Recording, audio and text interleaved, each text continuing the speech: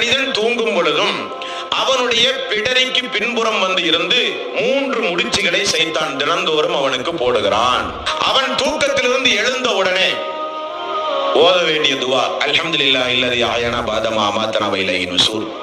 தூக்கத்திலிருந்து எழுந்த உடனே அவன் துவா ஓதி விட்டால் ஒரு முடிச்சு அவிழ்ந்து விடுகிறது. அவன் சட்டனை அவன் தன்னை உசார்படுத்திக் கொண்டு அவன் ஒது செய்தாலோ 2வது முடிச்சு அவிழ்ந்து விடுகிறது. அவன் தொழ ஆயத்தமாகிவிட்டால் 3 முடிச்சும் அவிழ்ந்து விடுகிறது. யார் சொல்கிறார்? நபிகள் நாயகம் ஸல்லல்லாஹு அலைஹி வஸல்லம் அவர்கள் சொன்னார். அப்ப தூக்கத்திலையும் உங்களை சைத்தான் விட மாட்டான். இனி கனவுல விடுவான சைத்தான், கனவுலையும் உங்களை சைத்தான் விட மாட்டான். தூக்கத்தில் வந்து உங்களுக்கு கெட்ட கெட்ட கெட்ட கெட்ட மோசமான கனவுகளை எல்லாம் சைத்தான் உங்களுக்கு உண்டாக்குவான்.